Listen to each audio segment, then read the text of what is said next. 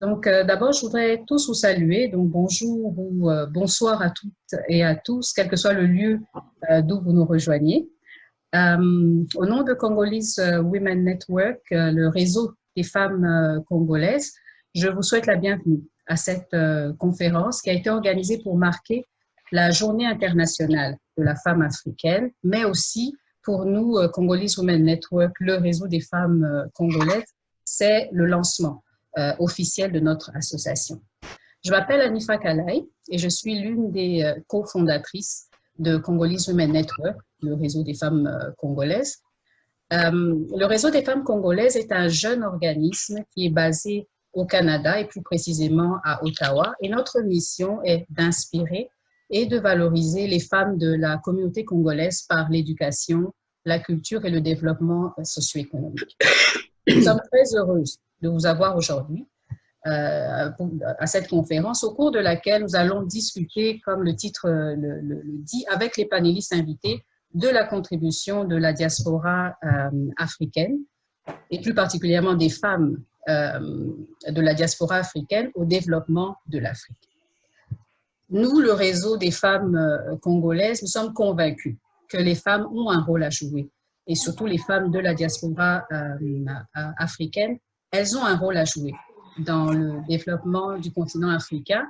Et on espère qu'aujourd'hui, à travers les expériences que les panélistes vont partager, que nous aurons l'occasion de mieux comprendre peut-être comment on peut, en tant que femme, contribuer au développement du continent africain.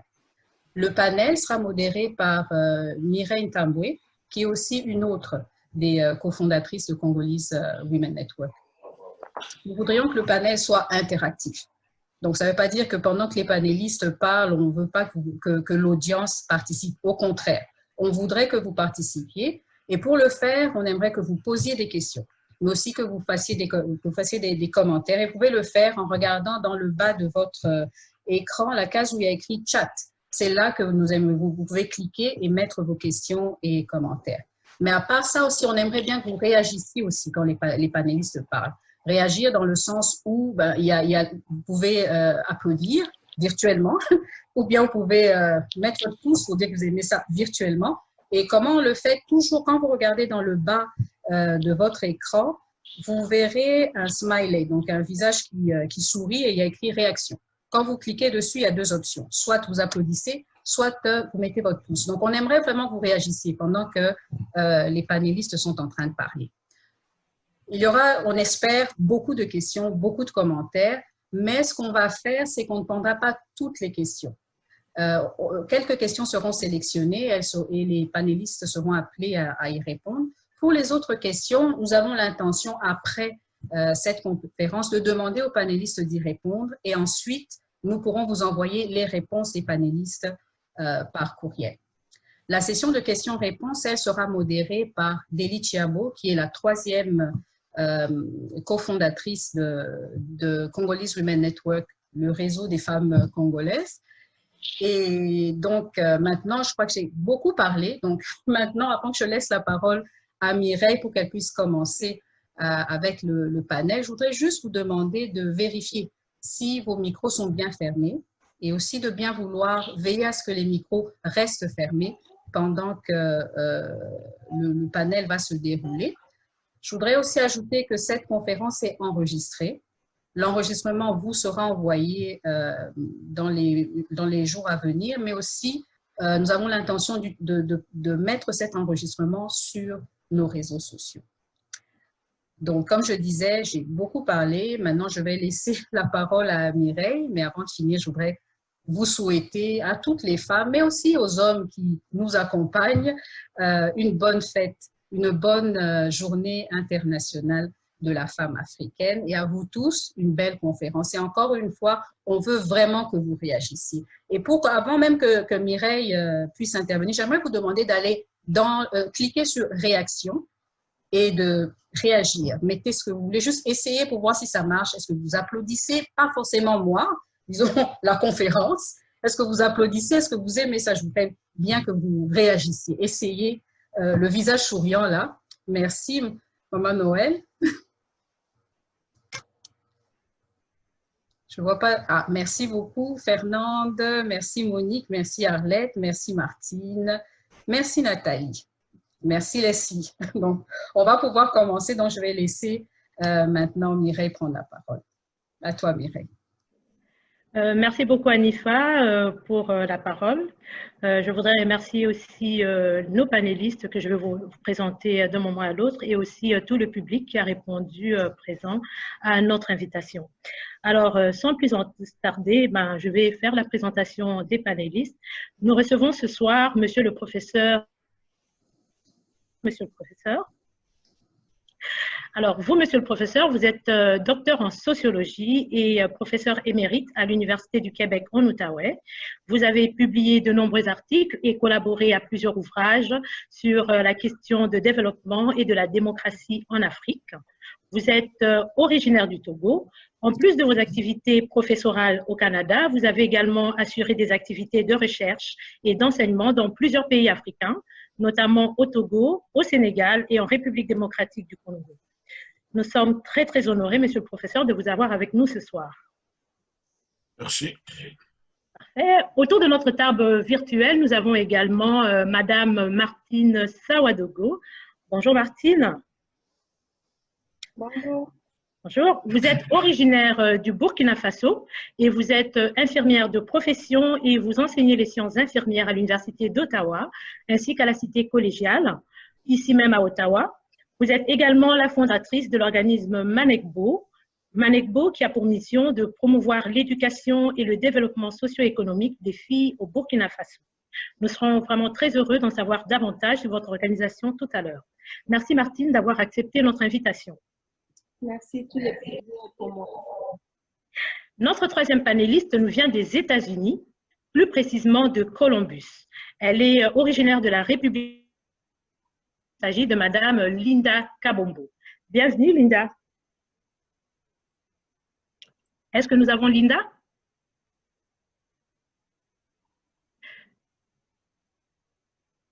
Non, parce que je voyais qu'elle m'avait envoyé un message pour me dire qu'elle changeait, elle quittait son téléphone pour se connecter à son écran. Donc, je vais revenir à elle tantôt. Donc, je vais passer directement à notre quatrième panéliste qui nous fait l'honneur d'être avec nous ce soir, madame Gladys Otou. Bonjour Gladys. Bonjour Mireille, bonjour tout le monde. Alors, Gladys, vous êtes originaire du Cameroun, mais vous avez passé votre enfance au Sénégal. Pardon? C'est bien ça, oui. C'est bien ça? OK. Donc, vous êtes diplômée de la prestigieuse HEC Montréal, et ce, à seulement 20 ans. Félicitations. Merci. Vous êtes auteur et entrepreneur. Après avoir travaillé quelques années ici au Canada, vous avez fait le choix de retourner au Cameroun, où vous avez travaillé au British Council et décidé également de lancer votre propre entreprise, Downcare, qui est un service de conciergerie et d'organisation d'événements. Off caméra, vous avez... Excuse-moi, Mireille. Oui. Tu pourrais juste arranger ta caméra, on ne te voit pas très bien. Est-ce que vous me voyez mieux? Voilà, c'est parfait comme ça. C'est parfait? Hello, pour ceux qui ne me voyaient pas, je suis là. D'accord. Alors, je vais continuer avec Gladys qui nous disait off caméra, mais je vais vous rapporter ce qu'elle nous a dit. Elle nous a indiqué que son expérience n'avait pas été des plus faciles et que vous avez eu à faire face à de très, très nombreux défis.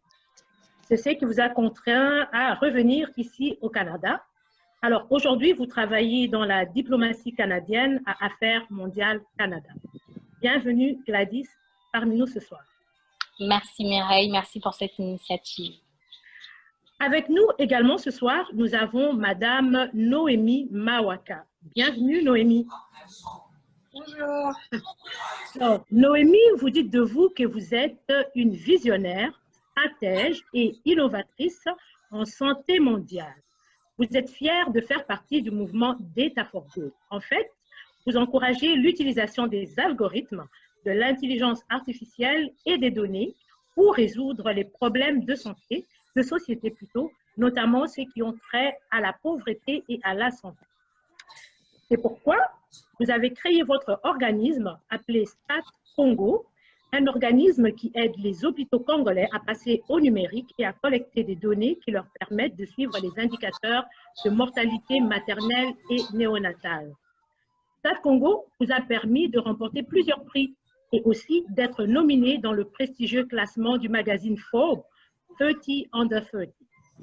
Nous sommes très, très heureux de vous avoir dans cette conférence, Noémie.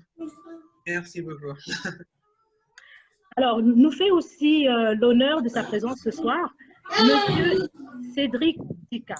Excusez-moi, est-ce qu'on peut veiller à fermer les micros? Anifa, est-ce qu'on peut essayer de voir ça? Donc, j'aimerais bien présenter Cédric Dika qui nous fait honneur de sa présence ce soir. Alors, bonsoir Cédric. Bonsoir tout le monde. Alors, Cédric, tout comme Gladys, vous êtes originaire du Cameroun. Vous avez un background d'ingénieur en logistique et vous avez fait vos études en Allemagne. Une fois vos études terminées, vous avez travaillé dans plusieurs postes à responsabilité, notamment au Luxembourg et en Allemagne, ce qui vous a permis de côtoyer des partenaires très, très, très importants qui ont suscité en vous le désir d'entreprendre. Vous avez alors décidé de retourner au Cameroun en juillet 2018 et d'y mettre en place une unité de production et de transformation des produits alimentaires. Vous êtes donc le fondateur et président-directeur général de African Food Processing Industry. Exactement. En 2019, vous lancez vos produits sur le marché camerounais. Il s'agit des produits Yumi.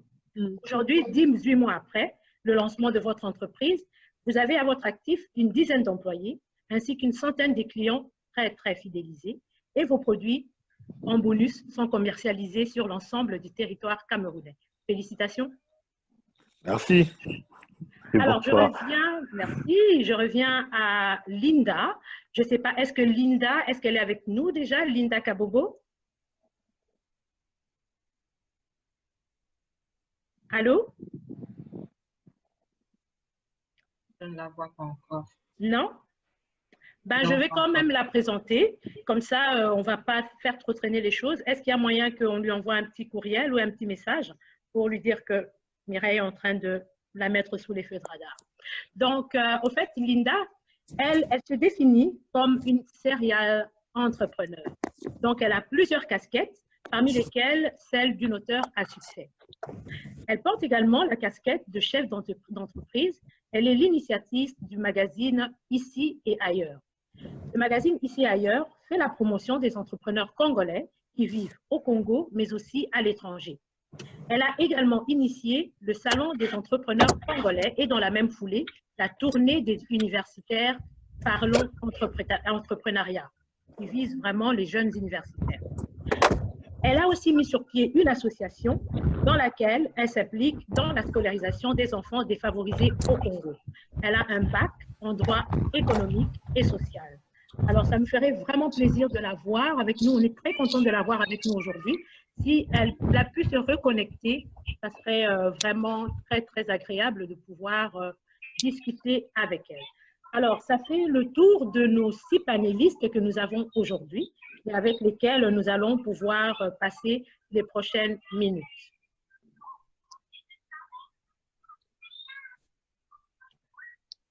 Est-ce que, Anifa, excuse-moi d'essayer ça, ce sont les problèmes techniques. Est-ce qu'on a pu rejoindre Linda? Je ne vois pas. Je sais qu'à un moment, elle s'était connectée. Peut-être qu'elle a eu un problème. Je l'avais vue. Au tout début, elle était là. Mais je pense qu'elle avait envoyé un message pour dire qu'elle utilisait son ordinateur. Peut-être qu'elle utilisait son téléphone. Ben, nous n'allons pas faire attendre le monde et nous allons directement commencer notre petite conférence. Comme vous avez pu le constater, nos panélistes ont des profils très intéressants et très variés, mais ce qu'ils ont en commun est que le fait qu'ils sont tous originaires du continent africain et qu'un jour, pour diverses raisons, ils ont dû quitter l'Afrique pour soit venir travailler, soit aller étudier ou soit venir vivre en Occident. Faisons d'eux des membres de ce qu'on appelle communément la diaspora ou la communauté diasporique. Ce qui nous intéresse ce soir, c'est que chacune de ces personnes que je viens de vous présenter a à un moment ressenti le besoin de faire le chemin inverse et de retourner en Afrique avec l'intention d'y apporter chacune à sa façon sa pierre à l'édifice du développement de l'Afrique. Nos panélistes ont alors mis en place plusieurs initiatives qu'ils vont partager avec nous ce soir. Nous nous sommes intéressés aux motivations de leur action, à la nature même de ces actions, à l'impact des initiatives au sein des sociétés d'origine, ainsi qu'aux défis et aux succès qu'ils ont rencontrés en Afrique. Mais avant de discuter de ces initiatives, et pour être sûr que nous sommes tous sur la même longueur d'onde et que nous parlons tous le même langage, je souhaiterais me tourner vers vous, monsieur le professeur. Je me tourne vers vous virtuellement, bien sûr, monsieur le professeur Assouba. Alors, pouvez-vous, s'il vous plaît, nous expliquer en des termes vraiment simples ce que l'on entend par diaspora et aussi peut-être nous situer le cadre historique et théorique de la diaspora en Afrique ou bien dans le monde. Et par la même occasion, nous souhaiterions aussi voir davantage sur les différents champs d'action dans lesquels, selon vos recherches, la diaspora africaine peut intervenir. Alors, je vous laisse la parole. Et je vais vous présenter les notions générales et puis le cas d'analyse de la diaspora. Et comment on définit la diaspora, ça signifie en grec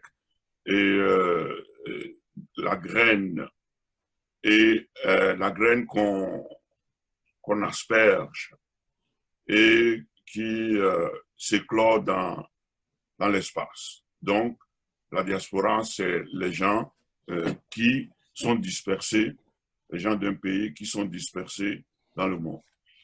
Alors, dans mes recherches, j'ai construit un cadre théorique et j'ai distingué 5 types d'acteurs, d'actions de la diaspora. Il y en a 5. Il y a l'homo donateur qui joue un rôle d'État social à la place de l'État et qui transfère des ressources matérielles pour la consommation des familles. Après, l'homo economicus, qui c'est la diaspora qui met en œuvre des projets de développement, la construction d'écoles, des entreprises, etc. Et l'homo scientificus technicus, ce sont les chercheurs, les professeurs qui contribuent au renforcement de l'enseignement supérieur. Après, homo developicus, ce sont les diasporas qui vont dans les collectivités locales et dans les villages et qui font des coopératives, des assurances, mutuelles d'assurance, etc. Et enfin, le mot politicus, ce sont les diasporas et généralement qui appuient les partis d'opposition. Et la majorité des gens de la diaspora ont des tendances démocratiques, bien qu'on trouve les gens de la diaspora qui appuient les régimes en place. Et maintenant, on se demande dans quelle mesure, je me suis demandé dans quelle mesure, à quelles conditions les 5 types de diaspora, les 5 types de champs d'intervention, quelles sont les conditions que ça doit remplir pour que on dise que la diaspora contribue au développement. Bon, la première condition, c'est que si on prend tout le processus de développement des pays d'Afrique, on remarque qu'il y a un chaînon manquant que j'appelle le chaînon micro. Il y a un chaînon manquant entre le micro et le macro. Et ce niveau qui manque, que j'appelle le niveau méso, ou la chaîne manquante, c'est là où on peut canaliser les efforts de la diaspora. Et je vais donner quelques exemples, ou bien c'est quand on va me poser des questions, ou bien Vous voulez que je donne les exemples de mes recherches en même temps? Ben, disons que nous allons vous poser des questions et vous pourrez toujours intervenir. Donc, comme nous comprenons très bien, il y a plusieurs typologies justement de la diaspora et je pense que ça serait bien justement de pouvoir interagir au fur et à mesure que les autres panélistes nous expriment un peu leur vécu par rapport aux initiatives qu'ils ont mis en place. Parce que moi, je vais me référer à vous de temps en temps pour savoir un peu si vos recherches on conclut plus ou moins ce que nous allons entendre aujourd'hui. Je ne sais pas exactement qu'est-ce que les panélistes nous réservent. Ça sera vraiment pour nous de les découvrir tous ensemble. Et bien sûr, vous pourrez, bien sûr, professeur, ajouter un peu qu'est-ce que nous dit la recherche, que nous dit la science par rapport à cela. Donc, si ça ne vous dérange pas, moi, je vais passer directement aux panélistes, parce qu'à la lumière du cadre théorique présenté par le professeur, moi, je suis tentée de vous poser la question de savoir quelles ont été vos motivations, qu'est-ce qui vous a emmené, vous, en tant que membre de la diaspora, à entreprendre des initiatives dans vos pays d'origine.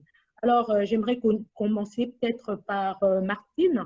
Est-ce que vous pouvez un peu nous donner quelles ont été vos motivations pour aller quitter le Canada plutôt que de continuer à entreprendre des actions ici? Vous avez préféré aller faire quelque chose au Burkina Faso. Alors, je vous laisse la parole. Vous avez en principe 2 minutes chacun pour pouvoir nous en dire un tout petit peu plus sur vos motivations. Merci. OK, merci.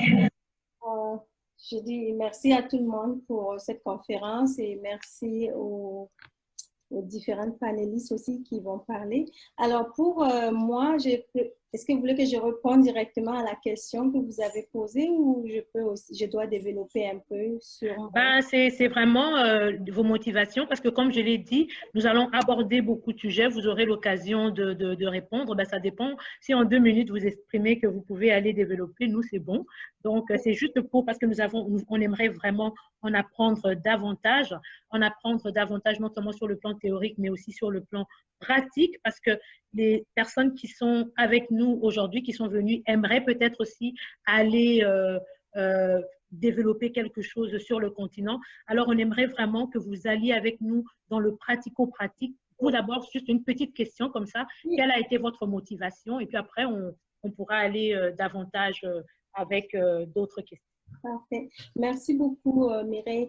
Pour moi, ma motivation qui m'a poussée à retourner vers mon pays d'origine, le Burkina Faso, et à vraiment travailler au niveau de l'éducation des enfants et particulièrement des filles, est reliée à ma propre expérience de vie où je suis très reconnaissante de la grâce. Moi, j'appelle ça une grâce, ce n'est pas une chance. De la grâce que j'ai eue de pouvoir aller à l'école, de pouvoir faire des études et aujourd'hui de contribuer d'une façon ou d'une autre au développement de ma propre personne, de ma famille directe et également de ma famille un peu élargie. Alors, je me suis rendu compte que c'est bien de faire pour soi et pour les gens autour de toi, mais ce serait encore mieux de faire pour plus, c'est-à-dire pour toute la communauté, pour un village, pour un pays, pour notre continent. Voilà, c'est une motivation qui tient de ma volonté à redonner et à redonner la bénédiction que moi j'ai eue, la grâce que moi j'ai eue de pouvoir être une autre personne, autre que ces femmes-là qui sont au village, qui cultivent la terre chaque jour, qui doivent porter 5 enfants, 6 enfants, qui doivent nourrir toute leur famille et qui n'ont pas un revenu économique particulier. Donc, je suis consciente d'avoir échappé d'une façon ou d'une autre à cela. Et alors, j'ai décidé, moi, d'être homo economicus. Donc, de manière à ce que demain, ces filles, ces femmes soient aussi qui vont être scolarisées et éduquées, soient également des pionnières de leur propre autonomisation et du développement de leur communauté, de leur village, de leur pays. Voilà un peu, en gros, si je peux résumer ce qui m'a motivée. Wow, merci, c'est très, très intéressant ce que vous nous dites. Et on aimerait connaître aussi la motivation de Gladys. Parce que vous, si je me rappelle bien, d'après ce que j'avais lu et ce qu'on a discuté, vous nous avez dit que vous avez passé votre enfance, bien qu'étant au Cameroun, passé une partie de votre enfance au Sénégal, mais vous avez beaucoup vécu ici. Je crois que vous êtes arrivée ici vraiment petite. Alors, comment cette envie même là de rentrer en Afrique, aller y implanter quelque chose? D'où ça vous est venu? Bon, en fait, c'est mon père. Mon père, lui, il a quitté le Cameroun pendant 25 ans. Il a été hors du Cameroun pendant 25 ans. Mais il a toujours su qu'il allait rentrer à sa retraite. Donc, il travaillait pour l'OACI, l'Organisation de l'Aviation Civile Internationale, qui a un siège social à Montréal. Donc, c'est comme ça quand on est arrivé quand j'avais 10, 11 ans. Mais il a toujours su que dans sa retraite, il repart au Cameroun. Il a investi dans l'immobilier. Et quand il est arrivé au Cameroun, la première chose qu'il a faite, c'est faire un partenariat avec un cégep ici pour que des infirmières viennent dans son village pour faire leur stage de fin d'année dans son village. Donc, il a vraiment toujours nous a donné ces bases-là du retour aux sources, de redonner à sa communauté, de revenir en Afrique. Et quand il a donc finalement pris sa retraite en 2008, la première chose que j'ai fait, j'ai dit, OK, papa, ben, je repars avec toi. Wow.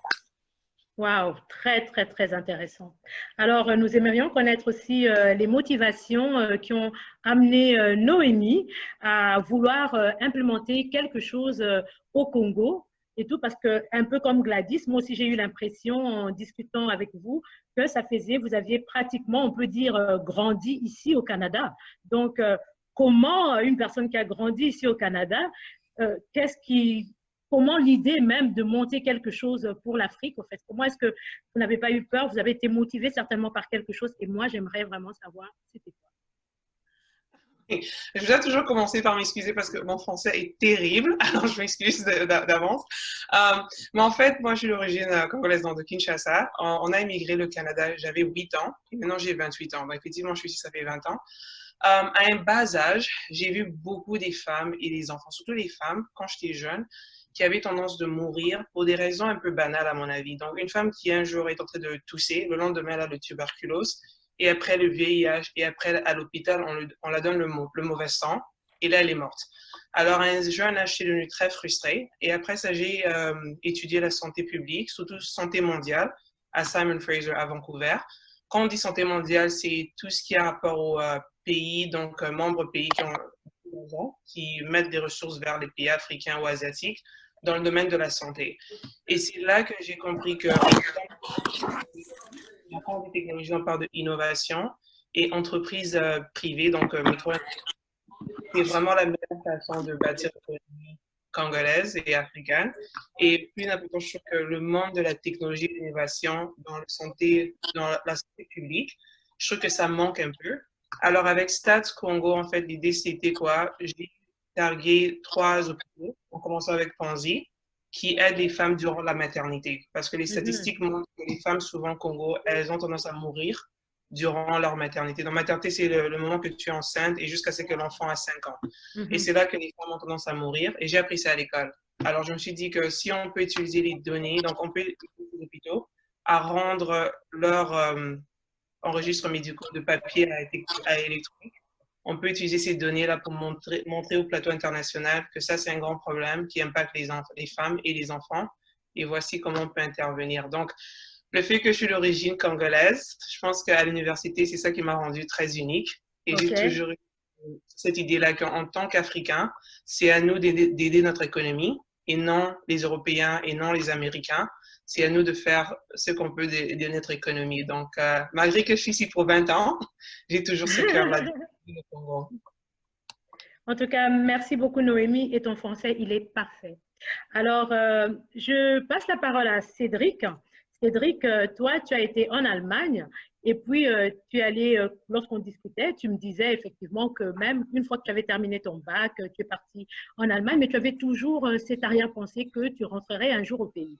Et finalement, après avoir travaillé quelque temps, qu'est-ce qui t'a vraiment, vraiment motivé à te dire oui, c'est le moment, c'est le jour J, moi j'y vais, je me lance? Oui, donc comme on en avait parlé, justement, j'avais décidé déjà en partant, déjà étant jeune, étant au Cameroun, bref, on a déjà grandi, on a grandi dans un environnement où des parents ou les amis des parents rentraient de l'Europe, ils étaient rentrés de l'Europe, ils avaient plus ou moins réussi, donc rentrés au Cameroun, ils avaient bien réussi, ils gagnaient bien leur vie. Donc du coup, moi je m'étais dit, écoute, mon gars, dès que tu pars, si tu pars sur tes études en Allemagne ou n'importe où, fais tout, essaie d'accumuler assez d'expérience et rentre au Cameroun. Donc déjà en partant, j'avais déjà ce truc que après mes études, je vais rentrer. Et oui, après mes études d'ingénieur, finalement, j'ai travaillé dans divers secteurs. Mais celui qui m'a le plus marqué, c'était le poste de Key Account Manager. Donc, c'est-à-dire, je gérais une chaîne de production. C'est-à-dire, je gérais, comment je veux dire ça, dans une usine, les process de A à Z. C'est-à-dire que du contrat, de la signature du contrat jusqu'à la vente. Jusqu'à la vente, la livraison, par exemple, des produits qu'on vendait. Donc, du coup, quand je faisais ça et j'avais un portfolio de près de 5 millions d'euros de chiffre d'affaires, donc du coup, je me suis dit, mais mon gars, si tu peux gérer les trucs comme ça veut dire que quelque part, toi-même, tu peux te mettre à ton propre compte et faire quelque chose. Donc, j'ai essayé, exactement, exactement. Donc, j'ai essayé de mûrir une idée, qu'est-ce que je peux faire et tout. J'ai essayé de mûrir une idée. Et ouais, bon, pour moi, je faisais des multi-voyages au Cameroun. Il y avait 4 secteurs. Je me suis rendu compte qu'il y a 4 secteurs porteurs. L'éducation, la santé, l'agro-industrie ou la religion. Bon, l'éducation, bah oui.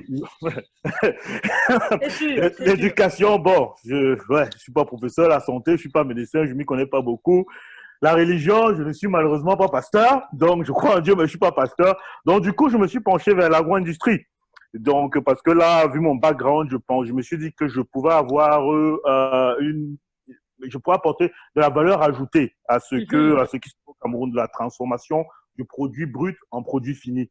Donc, du coup, j'ai monté le projet, comme je dis.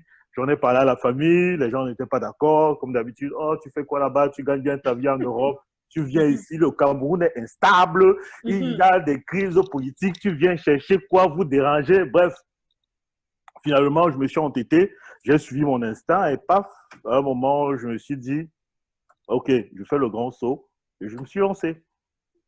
Vraiment très, très, très intéressant. Waouh, c'est vraiment amazing. Est-ce que Linda, elle est de retour? Allô, Linda? Non, malheureusement, j'ai l'impression qu'elle a des problèmes de connexion. Si nous arrivons à la voir, ben, ça serait tant mieux. Alors, monsieur le professeur, moi, j'aimerais retourner un tout petit peu vers vous avant de poser ma deuxième question. Est-ce que les motivations qui nous ont été partagées, est-ce que c'est un peu ce que vous retrouvez aussi dans les résultats de vos recherches?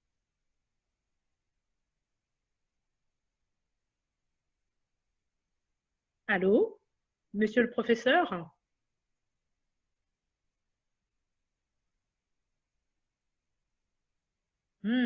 J'ai l'impression que monsieur le professeur nous a lâché. Anifa, est-ce que son micro est ouvert? Tu arrives à le voir? Allô? Oui, on est là. Oui. Oui, oui.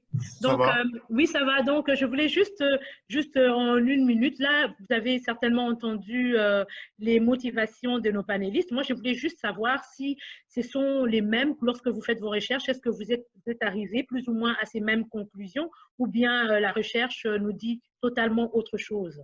Non, c'est la même chose. Tous les diasporas rêvent toujours de retourner.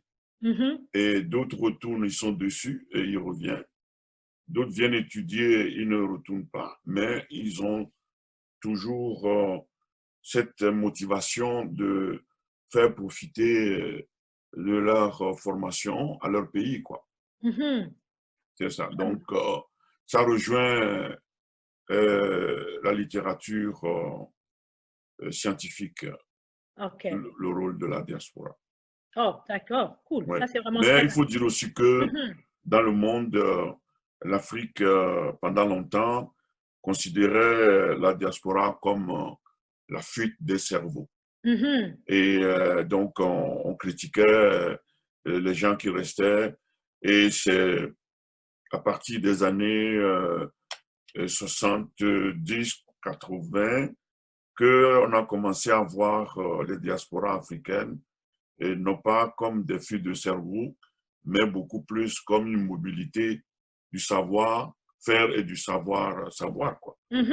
Ce qui fait que on est en retard par rapport aux Juifs, on est en retard par rapport aux Chinois et aux pays d'Asie du Sud-Ouest, quoi. Et donc, la diaspora africaine a commencé très tard à investir, à jouer un rôle comme pendant longtemps, le rôle principal, c'est homo-donateur. OK. Que je vais expliquer plus tard. D'accord. Mais les 4 autres, c'est récent.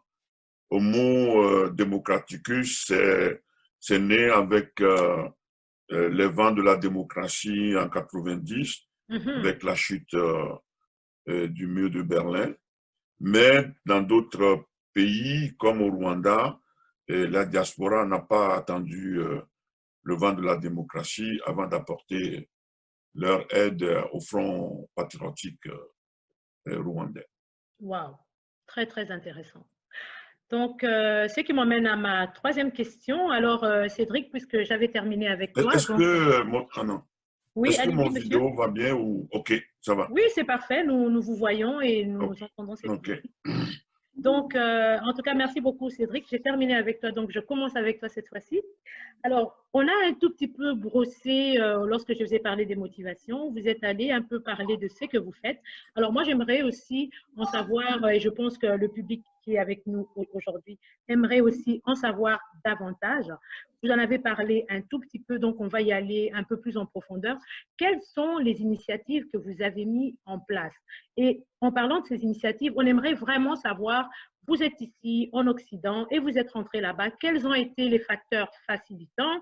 Est-ce que vous avez eu des mentors? Est-ce qu'il y a des personnes qui vous ont aidé? Est-ce que vos formations, vos backgrounds, ce sont des facteurs facilitants qui ont facilité l'implémentation des initiatives que vous avez mises en place? Est-ce que vous avez trouvé aussi la réintégration ou bien le retour facile? Et comment est-ce que ces initiatives ont été reçues dans vos pays d'origine, dans vos communautés? Je sais que je pose beaucoup de questions en même temps, mais c'est vraiment pour un peu, on aimerait vraiment tout savoir. Est-ce que vous avez été soutenu localement? Est-ce que vous avez trouvé des structures d'accompagnement en place pour les personnes qui, comme vous, venez de l'Occident? Est-ce que vous avez eu des aides gouvernementales pour la réintégration? En tout cas, ne nous cachez rien, dites-nous le tout, mais en 3 minutes. Merci. Alors, Cédric, on commence par toi. Et racontez-nous les anecdotes, ça nous fera, on aimerait vraiment les connaître.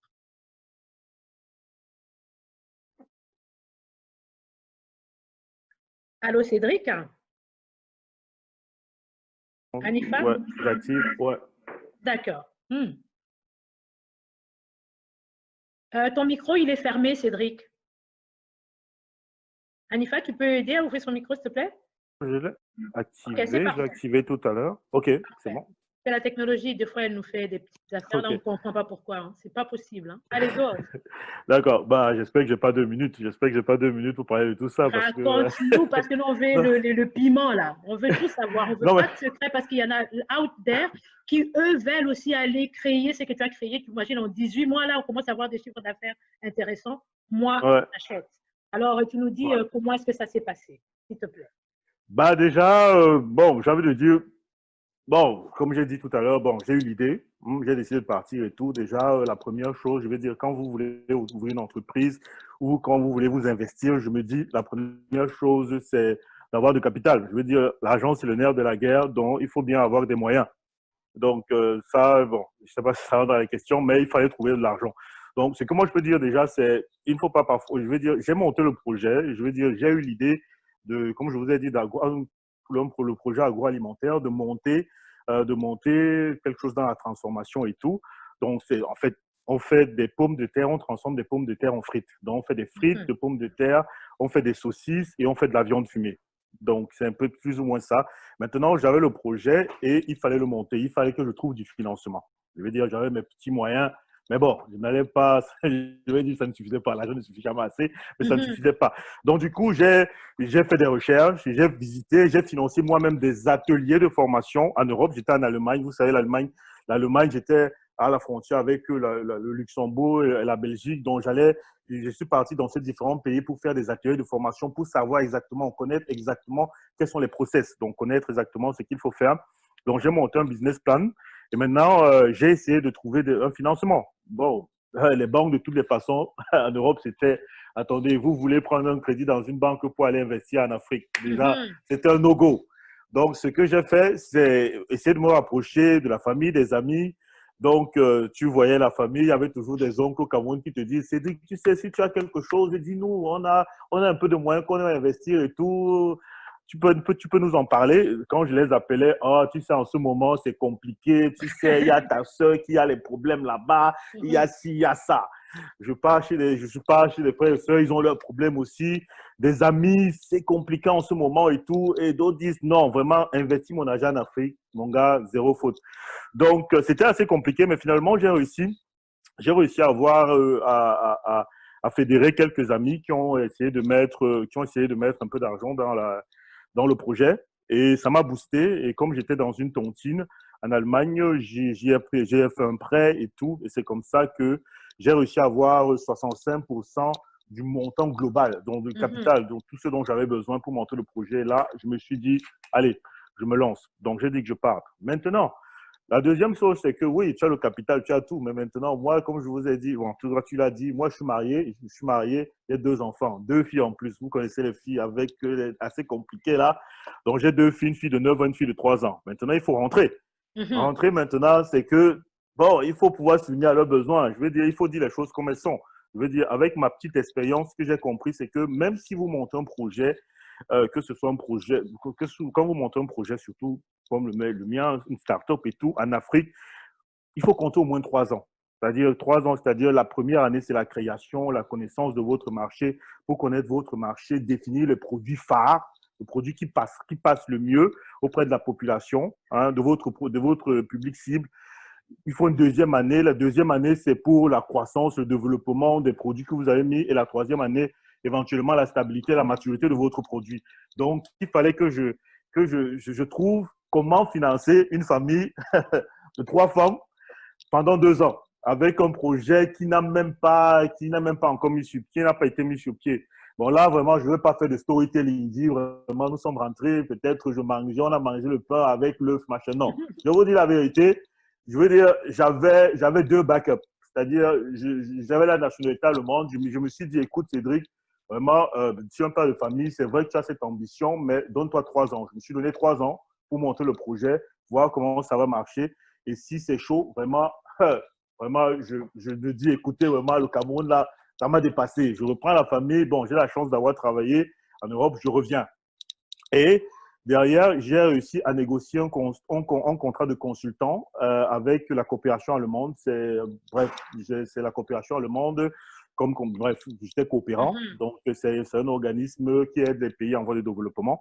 Donc, j'ai réussi à négocier un contrat à la va-vite, bon, un assez bon contrat qui, quand même, qui me garantissait un revenu fixe pendant 2 ans. C'est un contrat de 2 ans. Donc, avec ça, je me suis dit, écoute, j'ai quand même un bon backup et là, je peux vraiment me lancer parce que c'est très bien de dire, ouais, rentrer, investir en Afrique, mais vraiment, l'Afrique, là, ça, c'est haut et c'est bas. Donc, il faut toujours avoir un backup. Ne pas se dire vraiment, j'ai 50 000 $, je vais tout investir. Et je crois que l'investissement va directement marcher. Ça peut prendre du temps, ça peut. Donc, il faut toujours avoir un peu de recul. Donc, ça, c'est le premier point. Donc, comment je suis rentré? Parce que tu sais que tu as posé tellement de questions. J'essaie un peu de… C'est vrai que j'en ai posé plusieurs. Et ça serait vraiment intéressant. Moi, j'aimerais savoir, au fait, aussi, je pense que, oui, l'impact. Un peu aussi, votre arrivée. Est-ce que, en 2-3 mots, est-ce que vous vous êtes senti… est-ce que vous étiez le bienvenu lorsque vous êtes arrivé avec votre idée au Cameroun même? Est-ce que vous étiez le bienvenu? Est-ce que l'idée était bien reçue? Est-ce que vous avez trouvé des aides? Est-ce qu'il y avait des structures d'accompagnement pour les personnes venant de la diaspora pour monter au Cameroun, pour monter votre entreprise? Bon, il y a des institutions qui existent. Le bienvenu, de toutes les façons, oui. Je veux dire, quand vous montez, vous rentrez pour un investissement, vous rentrez avec des machines, vous rentrez avec un certain savoir-faire, vous montez, vous rentrez, vous créez des emplois, vous êtes toujours le bienvenu. C'est toujours bien vu. Il y aura toujours, comme on dit, bon, moi, je ne crois pas trop à ça. Il y aura toujours des jaloux, des gens qui rient. mais quelque part, qui jalouse. Bon, moi, je ne crois pas trop à ça. Mhm. Bon, les gens disent que oui, fais attention, les gens te regardent, machin. Bon, je ne crois pas trop à ça. Mais je pense que globalement, j'étais le bienvenu. Je veux dire, Ok. j'étais le bienvenu. Quand je parlais avec des gens, ils trouvaient l'idée vraiment très novatrice parce que non seulement on transformait les produits, on a ajouté la touche marketing, du packaging, des barquettes et tout. Donc, on a fait vraiment un truc, j'ai envie de dire, à l'occidental, vraiment très propre. Est-ce Donc, que vous avez eu un problème par rapport à une certaine acceptabilité culturelle? Est-ce que vous avez eu un clash, vous venant de l'Occident, peut-être en termes de compréhension, ce genre d'histoire, ou bien comment est-ce que vous avez trouvé ça par rapport est-ce qu'il y a eu des petits pépins dans ce genre-là, ou vous vous êtes senti compris, ou bien vous étiez dans la bonne sphère? Vous m'avez dit aussi, vous nous aviez dit que vous avez eu l'habitude de retourner aussi en Afrique de temps en temps. C'est pas comme la plupart des personnes et tout ça. Mhm. compris au début, non. Compris au début, non. Compris, non, parce que je suis venu avec une certaine rigueur, en fait. Je suis venu Ah avec ben une c'est certaine ça. rigueur. Je suis venu avec une certaine rigueur, c'est-à-dire, quand moi je disais, par exemple, aux employés, telle chose, j'attends telle chose, j'attends tel résultat, j'attends que vous veniez à telle heure, ça marche. C'était compliqué. Je veux Mhm. dire, il y a ce facteur socio-culturel qui fait que parfois, vous n'êtes, en un moment, on dit que dedans, il veut trop, bref, il se prend trop la tête, il veut dire qu'il est trop droit, il est ceci. Compris, non. Hein?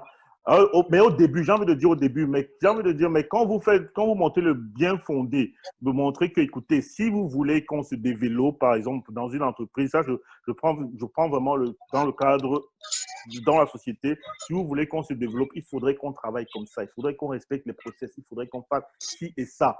Comme ça, on va évoluer. Dans 5 ans, on sera comme ça. Les gens ne comprennent pas trop, mais bon, ils essaient de comprendre. Avec le temps, quand tu leur répètes ça une fois, deux fois, trois fois. Maintenant, est-ce qu'on était accompagné? Il y a des organisations, il y a des institutions, je parle maintenant du Cameroun, qui sont là pour Mhm. accompagner. Je veux dire, on m'a parlé, j'ai assisté à un congrès, on m'a parlé d'une institution qui accompagne. On m'a donné le contact, j'ai rencontré, j'ai discuté avec le responsable, le directeur de la PME. En fait, c'est une institution qui accompagne les PME. Donc, il m'a donné son contact, sa carte de visite et tout. Mais il m'a donné même rendez-vous. Je l'ai appelé pour passer à son bureau, mais apparemment, le monsieur souffrait de la réunionite. Donc, chaque fois que j'allais, le monsieur avait la réunion. Chaque fois Ok. que j'allais, il était en réunion. Donc, à un La moment, quand vous réunion. y allez 2, 3 fois, je veux dire, oui, voilà, justement, parce qu'ils étaient tout le temps en réunion. Si Mhm. vous allez 2 ou 3 fois à un moment, franchement, vous voyez tout le temps que vous perdez C'est ça. pour le rencontrer, ça, c'est un moment, c'est fatigant. Bon, il y a En aussi tout le cas. financement. Le financement, Mhm. par exemple, le financement auprès des banques. Là, j'ai rencontré mon banquier il y a 2, 3 semaines avant que je ne vienne. Ça aussi, c'est un obstacle parce que le banquier voit que vous avez des mouvements dans votre compte. Il voit que l'entreprise tourne quand même bien. Mais malgré le Covid, on a quand même réussi plus ou moins à se démarquer financièrement. Moi, je vais être clair. Je voulais juste un petit fonds de roulement de 2 millions, dont environ 2 millions, c'est quoi? C'est environ, je crois, environ 4 000, 5 000 dollars. Juste vraiment fonds de roulement, acheter la matière première, la transformer. Vraiment parce que j'étais en train de négocier, nous sommes en train de négocier de nouveaux gros clients qui payent après 45 jours.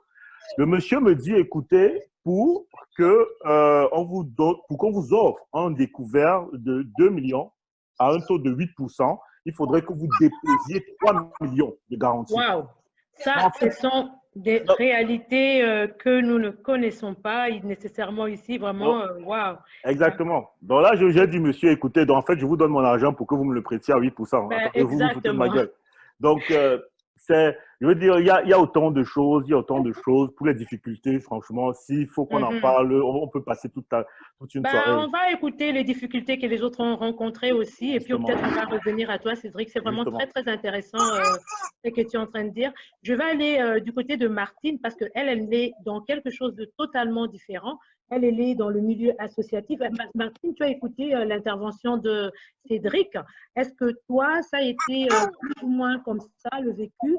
Comment est-ce que c'est passé ton retour au pays avec l'initiative que tu avais mis en place? Tu as trouvé que c'était facile? Tu as trouvé que c'était très bien accepté, bien accueilli et soutenu localement? Merci. Ben, pour moi, de mon côté, comme tu dis encore, c'est dans le cadre associatif ou Mhm. organisationnel. Je veux dire que c'est on n'apporte pas de l'argent à la communauté, mais on essaie d'apporter quelque chose pour aider la communauté à se développer ou à développer quelque chose. Et dans mon cadre à moi, le défi, il y avait les deux niveaux du défi. Le défi d'abord, c'est de trouver la confiance ici de toutes les personnes, des particuliers aussi bien que du gouvernement. Pour le moment, je n'ai même pas encore trouvé la confiance du gouvernement parce que j'ai mes 3 ans que je dois démontrer qu'est-ce que je fais et comment que je le fais avec l'Agence de revenus du Canada pour pouvoir être en mesure de pouvoir faire des subventions, des demandes de subventions. Mais au niveau du pays, ce qui était le défi, c'était vraiment que l'argent qu'on amassait comme don, parce que ici, comment que nous, on fonctionne, on fait des levées de fonds dans l'organisme de bienfaisance, on fait un gala de levée de fonds dans lequel on expose qu'est-ce que c'est que Manegdo, qu'est-ce que Manegdo offre aux enfants et pourquoi Manegdo et notre objectif de l'année. Alors, donc, on essaie de démontrer qu'on veut aider les filles à aller à l'école pour qu'elles puissent, elles aussi, soutenir leur communauté à leur tour à un moment donné. Alors, ça a été bien accueilli. Toute la communauté du village aussi bien. Ça s'est très bien accueilli facilement. Je n'ai pas eu de problèmes quant au transport du matériel, que le matériel est resté. Par exemple, on a transporté des livres. On n'a pas eu de problèmes avec la douane pour ça. On a transporté la première année des sacs et tous les kits de scolarisation, c'est-à-dire les sacs à dos, les cahiers, les ardoises, la crèche, je les avais transportés de la Côte d'Ivoire en train. Je n'ai pas eu de problèmes particuliers pour les dédouaner, etc., parce que c'était bien accueilli. Mais le défi relève toujours du fait que les gens qu'on va même pour aider, quoiqu'ils savent qu'on veut leur donner un soutien, s'attendent à ce que ce soit nous le plus.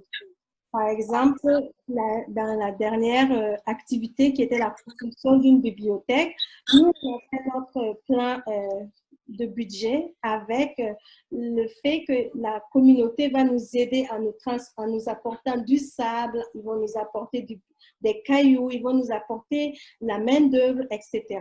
Mais j'étais sur le terrain pendant 2 mois moi-même et je travaillais avec les gens qui construisaient, qui ont fait la peinture et autres. Et c'est tout du personnel qu'on a dû payer parce que les gens du village, ils venaient nous regarder tout simplement. Alors ça, c'est quelque chose que je trouve que c'est un défi pour moi d'obtenir encore la collaboration de toute la communauté de manière à ce qu'ils comprennent que même si des gens veulent vous aider, vous aussi, vous devriez participer activement à cette aide et non pas tout simplement attendre. Donc, la main tendue de l'Afrique encore, c'est ce que je vois. Et ça, c'est parce que je suis du même pays que eux, je suis de la même région. Donc, ça peut être plus facile pour moi de comprendre que c'est cette main tendue qu'on essaye de montrer. Figurez-vous alors si c'était par exemple, un organisme canadien, fait par des Canadiens blancs qui devaient aller faire cette structure, qu'est-ce qu'ils vont penser alors? Donc, ça, c'est un peu ce type de défi-là que moi, je fais face. Le défi d'être dans la rigueur, que les gens comprennent qu'on est rigoureux et qu'on a un résultat à produire. C'est pas mon argent aussi. Alors, c'est le défi de que les gens comprennent que ce n'est pas toi, ce n'est pas une personne physique qui est devant l'entité, mais c'est tout un organisme, c'est une personne, c'est un comité d'administration qui décide de qui on aide et de qui on n'aide pas. Exemple, j'ai eu aussi le problème de le village voulait qu'on donne des kits scolaires à tous les élèves. Donc, dans toute l'école, il y a à peu près 300 étudiants et nous, on doit subventionner les kits scolaires de 130 pays comparativement au reste qui sont des filles. Alors, on entend beaucoup le discours de nous, on aide seulement les filles, on n'aide pas les garçons. Alors, ce défi-là, c'est de démontrer à la communauté que c'est un objectif qu'on veut atteindre. Mais ça ne veut pas dire que notre travail qu'on fait dans l'école n'aide pas les garçons. Puisque quand il vient le moment de refaire les tableaux, d'offrir des kits, tous des cartons de craie aux maîtres, aux professeurs, alors d'offrir du matériel éducatif pour les enseignants, ça permet d'aider toute la classe et non pas seulement juste une partie de la classe. Donc, c'est ce type de défi que moi, je fais face. Sinon, le projet est bien accepté, les gens sont contents. Et ce que j'aime le plus dans ça, c'est que je constitue un modèle pour ces petites filles, pour ces jeunes enfants qui voient alors qu'elles ont une lueur de sortie de leur situation un jour. Et ça me motive beaucoup, ça m'encourage beaucoup à continuer, quelles que soient les difficultés. Oh, merci, très, très intéressant. Alors, je vais poser la même question à Noémie. Alors, Noémie, je sais que toi, tu es dans un tout autre domaine. Ce ne sont pas les associations, c'est vraiment la santé publique, un peu comme moi et plusieurs d'entre nous ici. Donc, mais toi, tu utilises les data que moi, je n'utilise pas, nécessairement pas de la même façon. Alors, j'aimerais juste savoir un peu… est-ce que tu étais retournée? J'ai vu en lisant un tout petit peu ta biographie, en fouillant par-ci par-là, que tu avais travaillé avec le docteur Mukwege. Donc, tu étais allée à Panzi et tout. Donc, moi, c'est Panzi, je pense bien. Et que je ne sais pas si tu y étais allée. C'est d'abord la première question que je voulais te poser. Est-ce que tu y étais allée? Oh, waouh! Alors, j'aimerais… Oui? 3 fois. OK. Alors, justement, ma question est d'à propos. Donc, comment est-ce que tu as été reçu? Comment est-ce que ton initiative a été reçue? Comment est-ce que tu as trouvé ça? Oui, en fait, juste un little background story. J'ai en fait appliqué pour une bourse de Grand Challenge. Grand Challenge, et ceux qui sont intéressés, ils font des appels chaque an. Donc, j'ai gradué de ma maîtrise. Je pense que j'avais 24 ans, 25 ans. Et après, j'ai vu un appel de bourse en ligne sur Twitter. Et ils faisaient un appel de ce qui concerne la maternité. Alors, j'ai appliqué. Donc, ils avaient cette idée que chaque an, ils vont lancer $100 000 qui sera donné à quelqu'un qui est jeune, qui a une initiative dans la santé mondiale. Alors, j'ai donné cette idée de rendre les données dans des hôpitaux électroniques, comme ça, on va les utiliser pour les hôpitaux. Et après, j'ai approché Dr. Mukwege. En fait, j'étais à Bukavu l'année d'avant en tant que consultante pour une ONG. Et j'ai approché M. Mukwege parce que j'adore Panzi. Et je l'ai rencontré pour la première fois et je lui ai dit, j'ai cette idée, les données, c'est l'avenir, l'innovation. Et il a trop aimé, mais il a dit, j'ai pas de fonds, donc tu dois trouver ton propre financement. Et l'année d'après, j'ai appliqué pour Grand Challenges. J'ai gagné 100 000. Et c'est là que ça a commencé. Donc, avec les bourses, l'idée, c'est quoi? Ceux qui sont intéressés à appliquer, en fait, tu dois avoir un partenaire local. Parce que Grand Challenge, c'est canadien. Alors, tu dois avoir un partenaire local. Alors, Ponzi était mon partenaire. Donc, on a commencé avec Ponzi. Puis après, on a étalé le projet à Kinshasa, à IPEN, au centre de maternité. Alors, avec Ponzi, donc, en fait, c'est quoi? Ça a été bien reçu parce que Ponzi a plusieurs projets. Donc, je ne suis pas la première parce que mon collègue, il a pris. Mais ce qui est difficile, effectivement, ce que les autres ont même dit, les deux de la rigueur, ponctualité, et je pense que l'Amérique du Nord, on est habitué à… la technologie est en sorte qu'on s'habitue très facilement au changement. Aujourd'hui, Facebook ajoute une nouvelle interface, on s'adapte très vite. Mais l'Afrique, entre le problème d'électricité, l'infrastructure, j'ai eu beaucoup de difficultés des fois à motiver l'équipe, à comprendre, OK, voici c'est quoi les données, voici pourquoi les données sont importantes, mais essayer de leur motiver à comprendre, en fait, big picture. Parce que les données, c'est artificiel, c'est pas quelque chose que tu peux, c'est pas palpable. Alors, essayer de leur comprendre l'importance des données, comment les données, les gens comme Mark Zuckerberg, le fondateur de Facebook, sont enrichis avec les données. Les données, c'est la richesse, en fait. Alors, c'était ça une des difficultés que j'ai eues. Et la deuxième difficulté que j'ai eue, en fait, avec ce projet, j'avais commencé un peu comme une ONG. Et très rapidement, je me suis rendu compte que le Congo a trop des ONG. Et je trouve que c'est un grand problème dans notre économie. C'est une des raisons pourquoi on n'est pas autonome en termes d'économie. Alors, j'ai voulu changer ça, privatiser mon entreprise. Mais privatiser les données, c'est un sujet très controversé. Alors, c'est là que j'ai eu beaucoup de difficultés. Mais la beauté avec cette difficulté, ça a inspiré notre deuxième projet. Et ça, c'est un qui s'appelle Aluka. Vous êtes les premiers à savoir ce projet. Okay. Ça sera partage de secrets. Exactement, ça sera disponible au mois de janvier. Donc, Aluka, c'est aluuka.com. Donc, le site est déjà disponible. L'idée, c'est quoi? On a remarqué que la majorité des femmes qu'on aidait à Ponzi, ces femmes-là nous ont dit que la majorité de leur argent, ça vient de l'étranger. Donc, ils ont des membres de famille de la diaspora qui leur envoient de l'argent. Donc, pour moi, ça me dit que le Congo, en fait, la Banque mondiale dit toujours que la majorité vivent de 1 dollar ou moins par jour. Ça, c'est faux. Je dirais que 10% vivent de la richesse ou la corruption. Une grande majorité vivent de la pauvreté, mais il y a maintenant une classe moyenne qui vit de l'argent de la diaspora, qui leur envoie l'argent très souvent. Alors, c'est là que j'ai eu l'idée de Aluka. Donc, Aluka, c'est qu'on essaie de faire. On essaie de rendre ça facile pour les membres de la diaspora de payer pour les frais médicaux de leurs membres de famille au Congo. Donc, le plateforme est 90% prêt. Donc, au mois de janvier, on va maintenant vraiment lancer l'initiative. Et c'est là qu'on a vu qu'au lieu que tu envoies ton oncle ou ta tante qui va te bouffer l'argent et ne pas te donner la facture, désormais, nous, on sera l'intermédiaire avec la technologie qui va rendre ça disponible directement au médecin, au laboratoire ou à la pharmacie. Alors, tout ça pour dire que, effectivement, le Congo, même avec Sats Congo, un des grands problèmes qu'on a eu, le gouvernement a dit que oui, on est prêt à vous payer pour votre idée, blablabla. Mais en quelques mois, le gouvernement a été arrêté pour la corruption. Il y a eu un changement politique et là, on a eu des problèmes.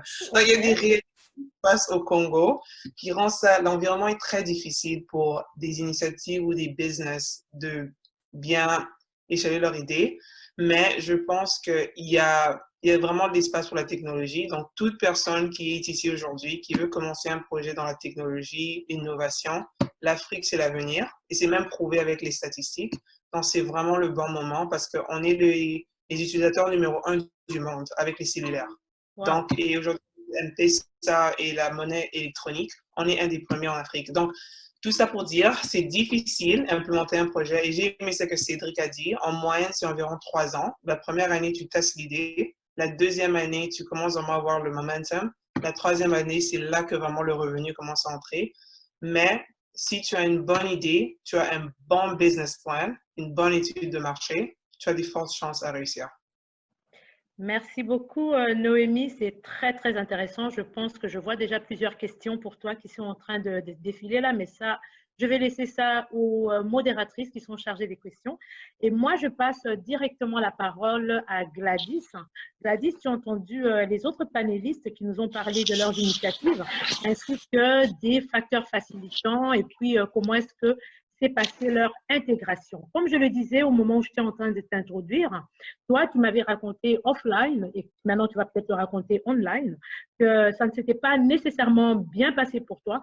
Alors, on aimerait juste savoir comment ça s'est passé, si tu peux essayer de te résumer, et puis, ben voilà, ça serait très intéressant à partager pour nous autres qui avons peut-être des ambitions pour aller développer ou aller implémenter quelque chose.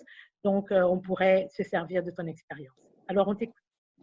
Merci Mireille. D'abord, j'aimerais vraiment remercier tous les autres panélistes et leur partage. C'est vraiment des projets incroyables. C'est vraiment des gens qu'on voit qui ont l'amour et la passion de l'Afrique et c'est très encourageant. Je pense que tout le monde qui assiste à cette conférence et qui se demande, oui, est-ce que j'y vais, est-ce que j'y vais pas, est-ce que je fais le grand saut, est-ce que je fais pas le grand saut. La question pour moi, je pense sincèrement que tout le monde devrait suivre son instinct primaire y aller. Et après, si on se casse la gueule, on se casse la gueule, c'est pas grave. L'avantage que nous avons en tant que diaspora, comme Cédric l'a dit, c'est qu'on a souvent un autre passeport qui peut faire que bon, ben si ça n'a pas marché, c'est pas grave, tu reviens et puis ben tu recommences et tu travailles au McDo et puis voilà quoi. Donc moi je pense qu'il faut y aller et j'ai toujours eu cette mentalité quand je parle de changer de pays ou de changer de ville, c'est que chaque pays, chaque ville a ses bons côtés et a ses mauvais côtés. Donc oui, ça va être difficile, les pannes de courant, les attentes à la banque, la mentalité et tout. Mais de l'autre côté, tu n'as pas l'hiver pendant 6 mois, tu n'as pas à enlever les manteaux tout le temps, tu as l'aide, tu as la chaleur familiale. Donc ça va compenser en même temps. Ce qui, moi, m'avait fait vraiment partir abandonner, si on veut. C'est plutôt le système. Et ça, c'est parce qu'au Cameroun, on a un système très différent des autres pays d'Afrique, dans le sens où j'ai beaucoup d'amis qui sont repartis au Sénégal, en Côte d'Ivoire, d'autres pays, et qui, je vois, ça fait 10 ans qu'ils sont là, 12 ans, ça va, la vie est belle et tout. Le problème avec le Cameroun, c'est que moi, je suis née en 1982, et donc, il n'y a eu qu'un seul président depuis 1982. Okay. Donc, à la tête du pays, il y a des dinosaures. Et donc, ce qui fait que quand tu arrives avec une mentalité, avec des idées avant-gardistes, tu es comme bloqué et confronté à ces dinosaures, en fait. L'expérience que je t'ai racontée, que je vais raconter aujourd'hui, c'est une amie à moi qui a fait ses études aux États-Unis, qui est arrivée avec des idées d'incubateurs d'entreprises, stimulation d'entreprises, coworking, tout ça. On va faire un concours d'entrepreneuriat, et puis à la fin il y aura un battle, un pitch. Et toi, elle était super motivée, et elle avait réussi à être entourée de beaucoup d'entrepreneurs dans beaucoup de secteurs. Il y avait des jeunes qui sortaient de l'université du Cameroun qui avaient des idées brillantes sur le recyclage. Et donc, elle a créé sur Facebook, sur le virtuel, sur les médias sociaux, tout un engouement qui fait que les gens se présentaient, ils ont fait des vidéos d'entreprise pour présenter leurs entreprises, ils ont fait un business plan, ils ont fait un pitch. Donc, le dernier jour, c'était ça. Elle avait invité les ministres, notamment le ministère de la PME, petites et moyennes entreprises, à venir encourager les jeunes avec un prix, je pense qu'il y avait un prix de 3 millions de francs, plus. Mais elle n'a eu c'est-à-dire qu'il n'y a aucun membre du gouvernement qui est venu. Zéro. Même pas un sous-directeur adjoint du ministère. Personne n'est venu l'encourager. Il y avait un monsieur là qui a sorti 30 000 francs CFA de sa poche après tous les pitchs qu'il a entendus pour l'aider. Elle a dit, oh papa, merci, tu sais pas ce que c'est 30 000 francs la vie, parce que juste pour louer cette salle, elle a vraiment souffert. Le même soir, il y avait un défilé de mode genre high fashion, je sais pas quoi là. Bref. Et là-bas, il y avait tous les membres du gouvernement. Les ministres étaient là avec leurs femmes et tout, au premier rang. Et il y a une petite designer là qui marche à la fin d'un défilé, et tu vois comment le ministre appelle son aide de camp et lui dit qu'il va donner 3 millions à la petite qu'elle vienne chercher ça lundi au bureau. Et là, ce jour-là, j'ai fait OK, mais en fait, on n'est pas prêt, quoi. On n'est pas prêt. J'ai été tellement dégoûtée que je me suis dit non, en fait, ça vaut pas la peine. Tant que ce système est encore en place, ça vaut pas la peine. Et donc, mais ça, c'est vraiment une expérience propre au Cameroun. Voilà, c'était ça mon down que j'ai eu. Ok. Waouh, c'est très intéressant de t'entendre et de voir vraiment que les mentalités et les priorités ne sont peut-être pas toujours les mêmes en fonction de où tu vis et ce que tu décides d'apporter. Tu peux te retrouver dans un milieu qui n'est pas encore vraiment propice ou encore ouvert à accueillir, à absorber l'innovation que toi tu emmènes. Et justement, en parlant de ça, moi je vais rebondir sur ça. Les exemples que tu as donnés sont vraiment très intéressants parce que je vois que Linda est arrivée dans la salle. Bonjour Linda. Bonjour, je ne sais pas si vous m'entendez. Nous t'entendons, Linda. Mais bonjour. Vous ne me voyez pas encore. Non, je t'avais vu à un moment, mais là, maintenant, je te vois. Mais il y a juste quelque chose qui empêche qu'on te voie ouvrir. Il y a, Anifa, c'est comment? Vous me voyez, ça va? Voilà, maintenant, nous te voyons. Bonjour, Linda. Bonjour, vraiment désolée. Mon téléphone m'a vraiment compliqué. J'avais vraiment eu du mal à me connecter, vraiment désolée. Ben, c'est parfait. Ben, tu as juste raté la belle introduction du professeur. On va te la repasser et aussi quelques échanges que nous avons eus avec les différents intervenants. Mais ça tombe à pic. On est à toi maintenant. Donc, on avait parlé au début des motivations que les panélistes avaient pour retourner investir dans leur pays.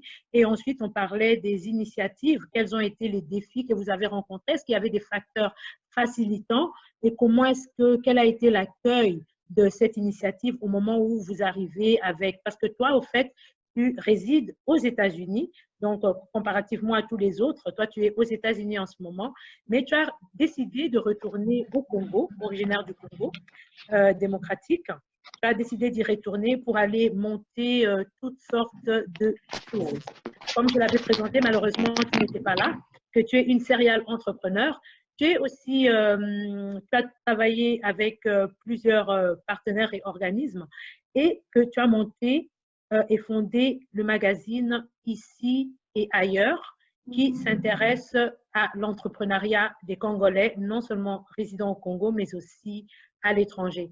Alors, je voudrais savoir un peu, toi, tu vis aux États-Unis, tu fais peut-être tes études là-bas et tu décides d'aller implémenter tes initiatives au Congo. Comment ça se passe? Parce que nous avons entendu Noémie qui nous a parlé d'un aspect, mais certainement comme vous n'êtes pas dans le même business, excusez-moi, donc peut-être que c'est différent. Ça pourrait peut-être s'apparenter à ce que nous a dit Gladys, puisque c'est plus ou moins entrepreneuriat, salon des entrepreneurs, ce sont des choses que toi tu fais. Est-ce que tu as vécu la même réalité? Déjà, j'aimerais apporter un éclaircissement sur ma biographie. Je suis Linda Kabongo. Je vis au Congo et je viens aux États-Unis pour organiser des événements avec objectif de mobiliser la diaspora à rentrer, investir au Congo, au fait. Au fait, c'est ça même mon combat. Je viens, c'est vrai que je fais un peu plus de temps, mais j'ai essayé avec l'Afrique du Sud, j'ai senti qu'il n'y avait pas vraiment, il n'y avait pas un engouement des entrepreneurs congolais là-bas. Et je suis venue aux États-Unis et il fallait trouver la ville où il y avait beaucoup plus de Congolais qui étaient dans l'entrepreneuriat. Parce que moi, je suis une femme entrepreneur et mon combat est celle de motiver a priori les entrepreneurs. Et c'est vrai que les étudiants congolais qui viennent de terminer leurs études aux États-Unis à rentrer, à porter leur matière grise au fait, à ce qui se passe au Congo. Ok, c'est encore même plus intéressant. Leur mobilisent à rentrer. C'est vrai que j'ai rencontré beaucoup de défis quand je suis venue. La première fois, la deuxième fois, la troisième fois. Au fait, beaucoup de Congolais qui viennent ici, il faut le dire, ils ont gardé une image assez négative du Congo. Exact. Et ceux qui ont eu à faire un tour au Congo, ils ont été déçus des réalités qui se passent au Congo. Et beaucoup ne veulent plus rentrer. Ils ont carrément mis une croix au retour vers le Congo. Et moi, ma mission, c'est celle de leur motiver, leur montrer le côté positif du Congo. Vendre autrement la RDC.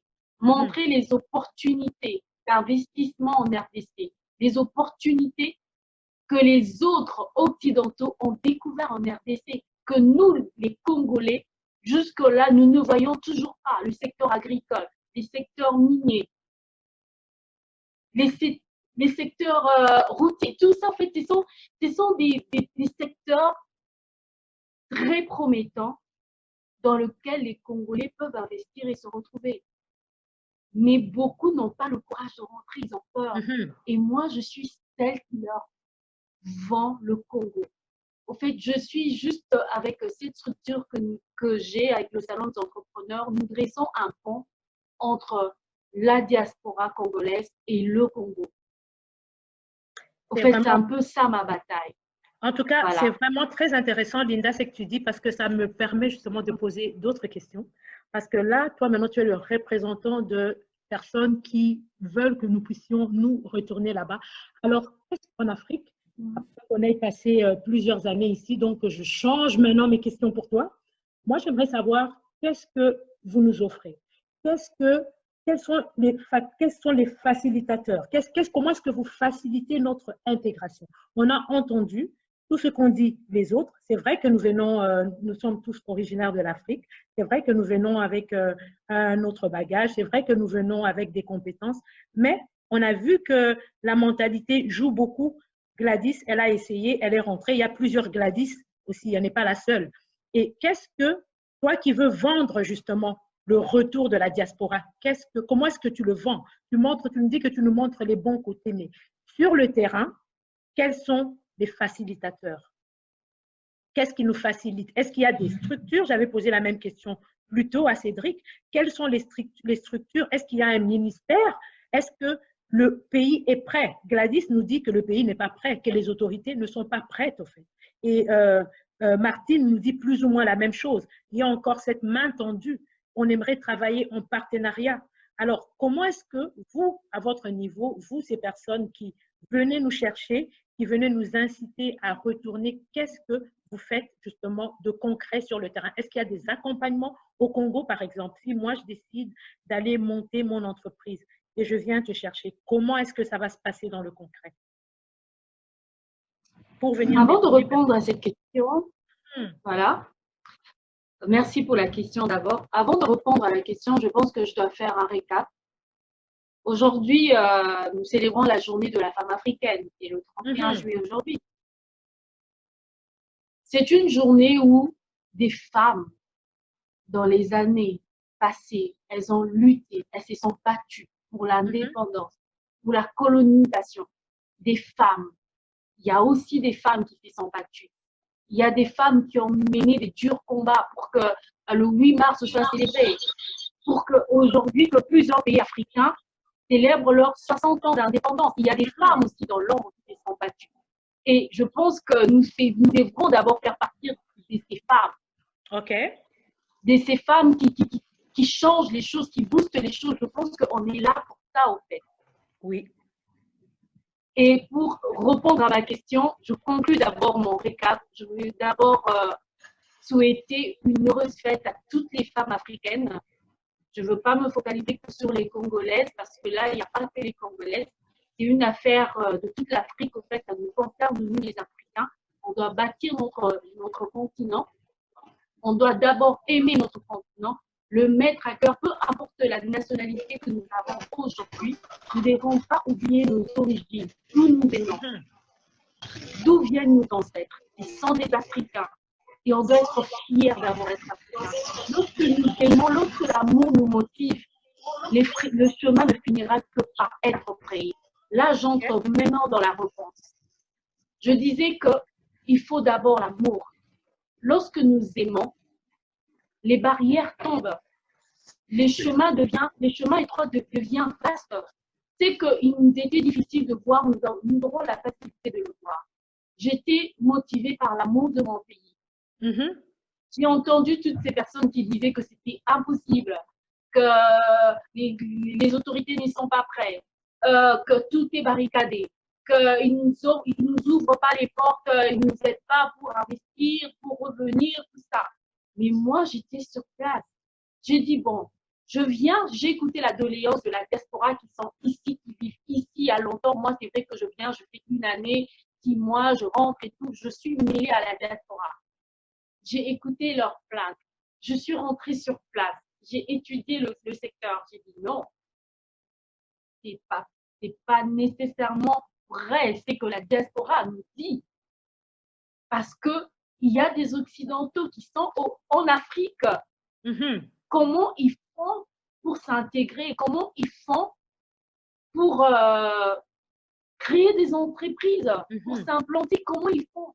Ce sont les mêmes défis, ce sont les mêmes obstacles. Mais comment eux, ils arrivent à se frayer un chemin? Que nous-mêmes, les Africains, dans nos propres pays, on a du mal à se faire une place.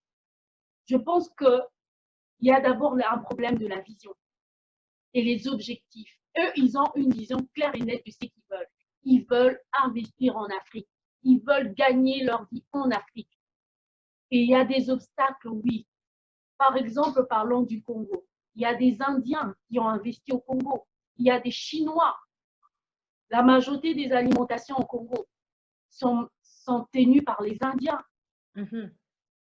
C'est eux qui ont tenu le marché et le système économique au Congo. Mais attendez, attendez, les mêmes entrepreneurs. Le problème que eux, c'est la vision et les objectifs qu'ils avaient. Et ils ont toqué aux portes. Moi, avec ce que je fais avec les salons des entrepreneurs congolais, je ne mobilise pas seulement la diaspora à rentrer, mais nous leur facilitons. On Ok. travaille avec des structures comme l'ANAPI, on travaille avec l'OPEC, qui est une structure gouvernementale qui aide, au fait, les particuliers dans la création de leur entreprise.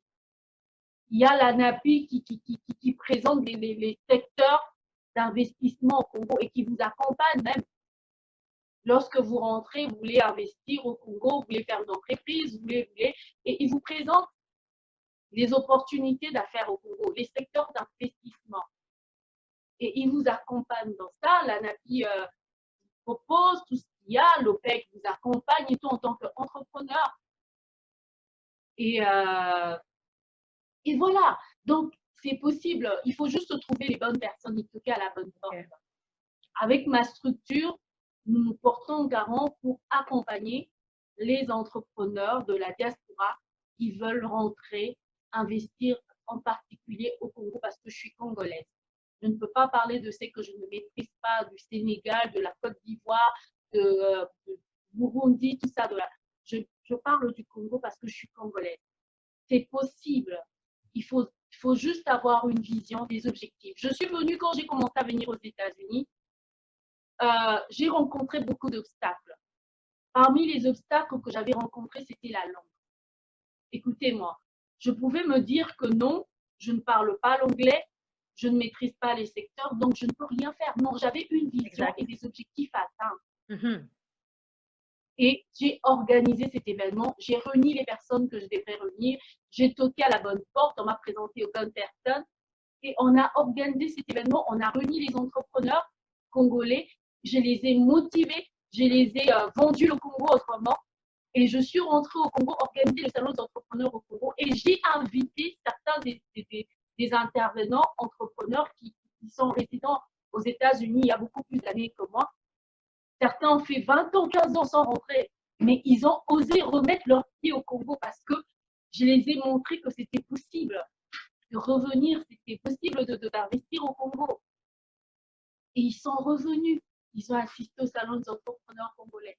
Il faut avoir la vision et les objectifs. Lorsque vous avez été déterminé, les portes s'ouvriront. Même quand on vous dit que ces barrières ne s'ouvrent pas à n'importe qui, si vous savez qui vous êtes, moi je pense que c'est possible que les barrières tombent et que les portes s'ouvrent. Waouh, c'est vraiment très, très, très inspirant. Merci beaucoup, Linda. C'est vraiment très inspirant. Donc, oui. Est-ce qu'on peut intervenir? Oui, justement, je venais à vous, monsieur le professeur. Donc, je voulais justement que vous puissiez intervenir par rapport à ça, à tout ce que nous avons entendu. Donc, peut-être 2-3 minutes, parce que nous sommes aussi en train de courir après le temps. Après, moi, je n'ai plus qu'une seule question à vous poser et puis on pourra se séparer. Oui. Donc, je vous laisse la parole. Par rapport à Linda, je m'excuse, mais madame, vous n'avez pas répondu à la question de Mireille. Mireille demandait quelles sont les structures d'accueil, quelles sont les facilités.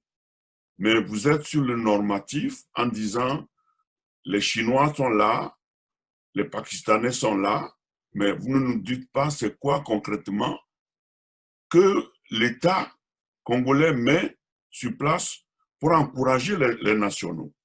C'est ça la question. J'ai parlé de l'ANAPI. Vous parlez d'amour. J'ai parlé de l'OPEC. Vous parlez d'amour pour le pays. Non, ANAPI. Hein? Oui, non, à la fin, non, ça c'était mon intro. C'était mon intro. Et je pense que j'ai atterri, en atterrissant, j'ai donné des pistes des solutions. OK. Et le piste de solution, c'est au Congo, c'est lorsque vous avez vos pieds au Congo et vous nous contactez, nous vous aidons pour la facilitation et tout, à rencontrer des personnes, des structures. J'ai dit qu'il y a l'ANAPI déjà qui vous propose quelques secteurs d'investissement et qui vous accompagne même. Il y a l'OPEC qui est une structure qui accompagne aussi les entrepreneurs. Il y a l'autre que j'ai cité qui nous aide au fait, les particuliers à la création de leur entreprise. On vous accompagne pour que vous soyez légal, pour que vous soyez protégé. Parce que si vous passez par des tierces personnes, surtout lorsque vous êtes la diaspora, on aura tendance à vous taxer vraiment beaucoup. Pourtant, avec la structure, le guichet unique et tout, vous créez votre entreprise avec moins de $50. D'accord. Mais si vous contactez les mauvaises personnes, c'est plus que ça. OK. Merci. Merci beaucoup. Bon, alors, vous m'entendez? Oui, oui, on vous entend, professeur. Bon, ce que moi je vais faire, si vous voulez, c'est d'essayer de classer toutes les interventions dans mes 4 types-là. OK. Je ne sais pas si vous comprenez. Oui, nous courons après le temps. On s'excuse d'abord auprès du public. C'est vrai qu'on s'était dit jusqu'à 21h et il est 21h. Si vous le permettez, on va accorder peut-être 2-3 minutes au professeur et ensuite on va pouvoir conclure parce que moi j'avais encore une autre question, mais ce sera une petite question parce que ça nécessitera qu'un seul mot de réponse. Donc je vous laisse la parole, monsieur le professeur. Bon, alors, les exemples dont on n'a pas parlé, c'est le mot donateur. Et ça, toute la diaspora fait ça. C'est le transfert des fonds de la diaspora vers les pays d'origine. Effectivement, ces transferts-là ne permettent pas le développement parce que c'est destiné à la consommation. Mais j'ai quelques statistiques ici.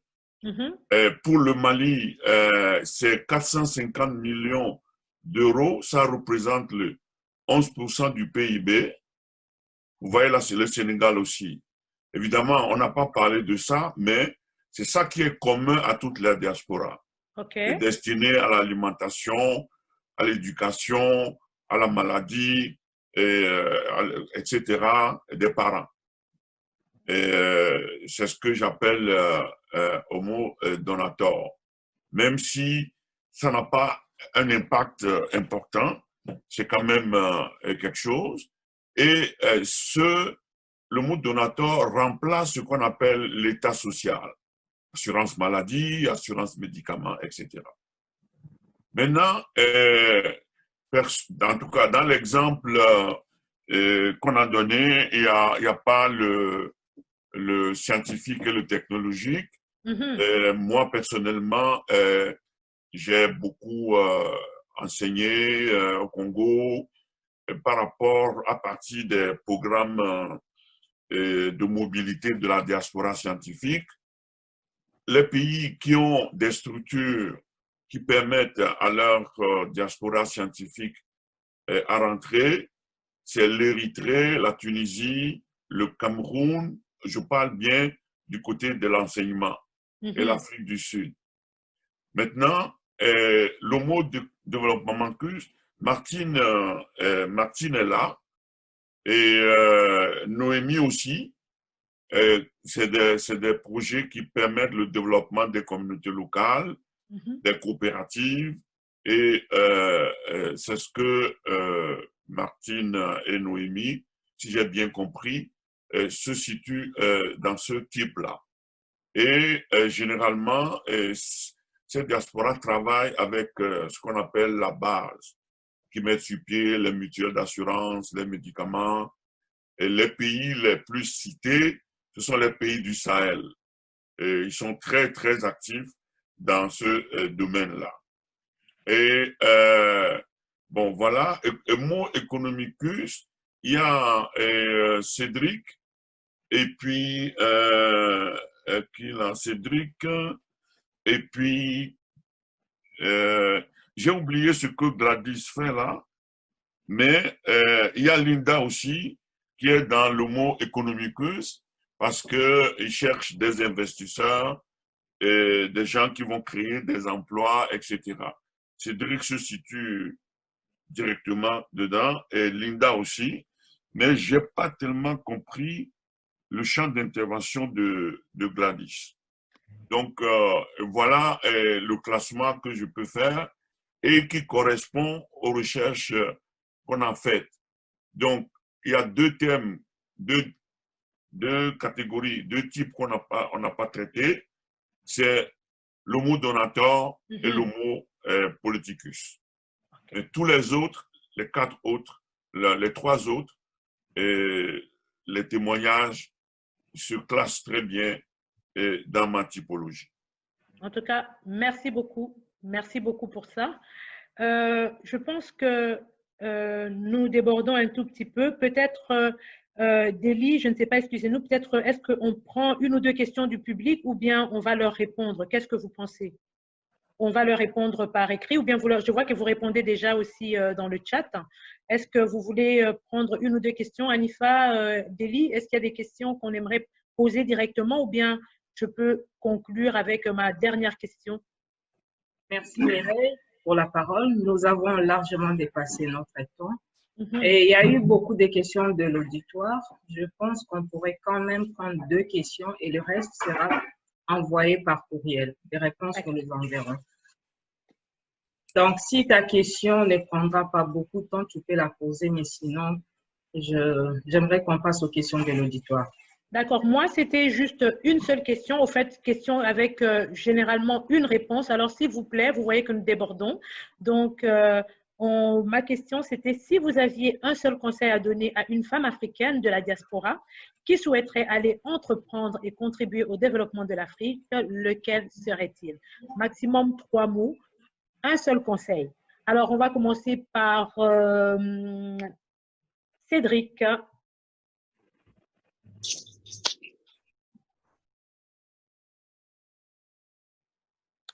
Allô, Cédric? Oui.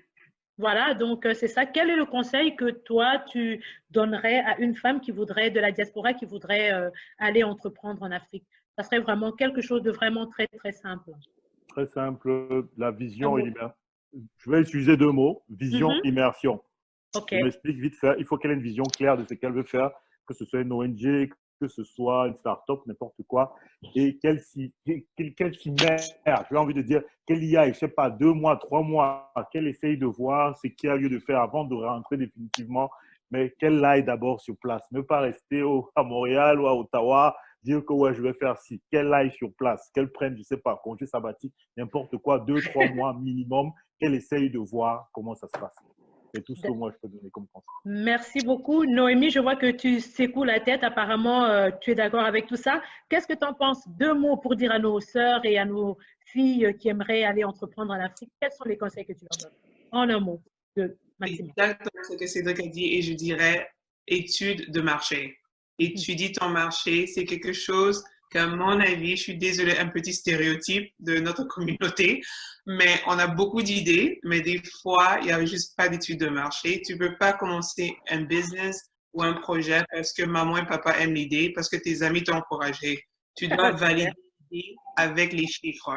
Quand tu fais une étude de marché, tu valides qu'il y a un besoin d'un client et il y a un besoin de marché, un client qui est prêt à payer pour ton produit. Aussi longtemps que le chiffre n'est pas clair sur papier, c'est pas une idée viable et tu vas perdre de l'argent. C'est pas pour décourager, mais il faut être réaliste. Donc, il faut faire une étude de marché et que ton idée soit très claire. En une phrase, c'est quoi ta mission? Merci beaucoup. Et Martine, qu'est-ce que tu penses de tout ça? Quel conseil tu donnerais, toi, à une femme qui aimerait aller entreprendre et qui hésite encore? Et moi, je dirais, pour ajouter à ce que mes sœurs et frères ont déjà dit tout à l'heure, j'ajouterais encore vraiment avoir des objectifs clairs. Vraiment comme se prioriser ses objectifs de manière claire pour pouvoir savoir par où commencer. Parce que des fois, quand on veut repartir au pays, on a plusieurs idées dans la tête, on a plusieurs plans, plusieurs projets qui viennent à l'intérieur. La bonne chose à faire, c'est d'essayer de les classifier pour pouvoir regarder par ordre de priorité lequel on peut réaliser le plus facilement, qui est vraiment comme réaliste, simple et facile à atteindre et de quelle manière on peut l'atteindre. Merci beaucoup. Alors, Linda, je reviens encore à toi. Tu nous as vraiment parlé de la mission, mais est-ce que tu as d'avoir une vision? Tu as beaucoup insisté là-dessus, mais je reviens quand même à toi. Est-ce que tu as quelque chose à ajouter, il faudrait dire, à ces femmes qui aimeraient et qui hésitent encore à aller entreprendre en Afrique? J'aimerais compléter l'intervention de Noémie. Oui, Noémie. Voilà, sur l'étude du marché. Sur l'étude du marché, moi, j'aimerais ajouter que ces femmes doivent découvrir aussi le secteur qui est attaché à leur passion. Oui, c'est bien bon de faire une étude du marché. Ça peut bien marcher. Mais si ce que tu fais n'est pas attaché à ta passion, ça sera difficile d'émerger, d'impacter et de foncer au fait. Parce que la passion, c'est même l'élément moteur qui suscite l'entrepreneuriat. Voilà. Merci beaucoup. Merci beaucoup. Allez-y, professeur. Oui. Et études de marché, tout ça, les études montrent qu'il faut faire partie d'un réseau où on a des relations avec certains hommes politiques, certains hommes d'affaires. Si on fait l'étude de marché et on n'est pas inséré, d'après les recherches que j'ai faites, il faut être dans un réseau qui vous facilite certains déplacements. À moins que au Congo, au Burkina Faso, vous n'avez pas rencontré ça, mais toutes les recherches que j'ai faites montrent que les entrepreneurs, les gens qui font le développement, ils sont dans un réseau. Sinon, ça ne marche pas en Afrique.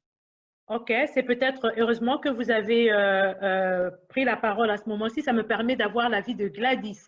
Donc Gladys, est-ce que vous appuyez le point du professeur? Il fallait être dans un réseau pour peut-être bénéficier des avantages, peut-être des membres du gouvernement que vous avez interpellés pour votre projet ou le projet de votre ami. Qu'est-ce que vous conseillez à une femme qui voudrait aller entreprendre en Afrique, en plus de tout ce qui a déjà été dit? Allô, Gladys? S'armer de patience, numéro 1, s'armer de patience. 2, avoir quelqu'un de confiance. Et si cette personne de confiance a des relations, encore mieux. Et 3, c'est avoir un plan B et ne pas mettre tous ses œufs dans le même panier. C'est ça. Merci beaucoup, ça c'est vraiment top. Alors, Anifa, je vous remets la parole. Merci aux panélistes. Donc, en ce qui me concerne, c'est beau. Anifa, à toi. Ou bien Délie, excuse-moi. Oui, c'est Délie qui va faire une question-réponse. Merci Mireille pour la parole. Nous avons vraiment été très enrichis par la discussion. Elle a été très fructueuse. Et nous avons eu beaucoup de questions de l'auditoire, mais vu que nous avons largement dépassé notre temps, je ne prendrai que 2 ou 3 questions. La première question, elle est posée à Noémie et elle nous vient d'Ursula. Oui, Noémie. Je suis désolée, mon ordinateur a gelé. C'était quoi la question? Je ne l'ai pas encore posée. Je t'appelais juste. Excusez-moi, je n'ai pas, je ne sais pas si c'est de mon côté, mais Délie, est-ce que vous m'entendez? Vous autres, bien c'est la connexion, moi qui n'entends pas. On t'entend. D'accord, allez-y. Alors, Noémie, Ursula aimerait savoir si pour le projet Aluka, avez-vous des partenariats avec des sociétés d'assurance ou des cabinets médicaux, des cabinets médicaux sur place au Congo? Oui, alors on a commencé. Et si vous connaissez d'autres hôpitaux qui sont intéressés, vous m'envoyez un email. Et le network congolais a mon email, donc envoyez mon email. Mais oui, effectivement, comment on va commencer? Donc, nos partenaires sont hôpitaux, pharmacies et laboratoires. Et les 3 sont des entités privées. Et on s'assure que ce sont des instituts qui ont un peu de rigueur. Donc, on n'essaie pas de seulement cibler ceux qui sont les plus riches, parce qu'on se rend compte que ce n'est pas tout le monde qui a les moyens pour ça. Mais on ne peut pas non plus avoir des hôpitaux qui n'offrent pas des services à la hauteur, parce que là, on met les patients à risque. Donc, oui, on a des partenaires qu'on a commencé avec, mais on va pas prendre l'approche assurance pour un début. Donc, le modèle est très clair. Ceux de la diaspora vont dans notre site, ils mettent l'information de leur membre de famille qui est au pays. On vous met les prix médicaux. Vous choisissez les services dont votre membre de famille en aura besoin. Vous payez et directement, l'hôpital, la pharmacie ou le laboratoire est payé. Donc, c'est direct. Super. Merci Noémie. Et la prochaine question, elle est posée à Linda par Monique. Linda, Monique aimerait savoir si vous travaillez conjointement avec le gouvernement congolais. Je fais partie d'un réseau des entrepreneurs, des CEO. Dans ces réseaux, il y a presque tout le monde. Il y a les membres du gouvernement, il y a des chefs d'entreprise, de cadres d'entreprise, il y a les réseaux Makutano. Donc, c'est le plus grand réseau d'affaires du Congo. Et je suis la petite graine et tout. Parmi les grands membres, en fait, je fais partie aussi de la structure. Donc, voilà. Merci. Je pense avoir répondu à la question. Oui, j'espère que Monique est satisfaite. Et la dernière toute petite question, elle est posée à Martine par Ursula encore. C'est juste une petite question que je prends. Est-ce que ton ONG est enregistrée au Canada? À Martine. Oui, oui, notre organisme est enregistré au Canada depuis le 30 janvier 2018. Donc, voilà, on est enregistré auprès de l'Agence de revenus du Canada. Et on peut remettre des reçus aux fins d'impôt pour tout don que nous recevons. Que ce soit des dons en argent ou en matériel. Merci beaucoup, Martine. Là, nous avons beaucoup de questions, mais vu qu'on n'a plus de temps, je remets la parole à Anifa pour que nous puissions clôturer. Et le reste des questions, nous allons répondre par courriel. Merci beaucoup. Merci Délie, merci Mireille, merci à tout le monde. Donc, nous arrivons à la fin de cette conférence, au cours de laquelle les panélistes invités nous ont partagé des défis, c'est vrai, mais aussi des succès dans les différentes initiatives qui les ont ramenés à aller contribuer au développement de l'Afrique. Je pense que maintenant, pour nous, comme je disais initialement, nous, dans notre association Congolese Women Network, nous pensons que la femme de la diaspora africaine a un rôle à jouer dans le développement du continent africain. Et après avoir entendu tous ces échanges que nous avons eus aujourd'hui, je pense qu'il est, personnellement, il me semble un peu plus, ça semble un peu plus clair quant à l'approche qu'on pourrait avoir pour essayer de réaliser quelque chose, un plan, un projet qui nous viendrait à l'esprit pour contribuer au développement du continent. Pour clôturer, je voudrais remercier les panélistes pour cette discussion qui a été tellement palpitante, ainsi que vous tous qui avez participé à cet événement. Encore une fois, on s'excuse d'avoir débordé un tout petit peu sur le temps qui était imparti initialement. Et je tiens aussi à remercier quelques membres, je dirais, de notre réseau, plus particulièrement Leslie Bonsoir et Aurélie Mbouyamba, qui sont des membres de notre conseil d'administration. Elles apportent beaucoup à l'organisme en termes de soutien, non seulement en tant que membre du conseil d'administration, mais aussi lorsque nous organisons des activités comme celle-ci. Et je ne peux pas oublier de remercier, d'adresser un gros merci aussi à notre adjoint administratif, Chris Outaladio, pour son aide si précieuse dans l'organisation de cet événement. Il nous a vraiment beaucoup aidé. Tout ce que vous avez vu comme matériel, il nous a tellement aidé. Sans lui, je ne pense pas que ça aurait été possible. Comme je l'ai dit au début, nous vous enverrons à la fin, au courant de la semaine prochaine, la vidéo de cette conférence, mais aussi un formulaire d'évaluation de la conférence. C'est très important pour nous d'entendre ce que vous pensez de la conférence, mais aussi de nous dire ce que vous voulez qu'on fasse. Donc, s'il vous plaît, je vous encourage, on a vraiment besoin de votre opinion. Dites-nous ce que vous avez aimé, ce que vous n'avez pas aimé, comment on peut s'améliorer, comment on peut répondre à vos attentes. Encore une fois, merci. Bonne fin de soirée et bonne journée internationale. Bonne soirée, peut-être maintenant c'est la soirée, mais bon, bonne journée internationale de la femme africaine. Merci et au revoir. Merci.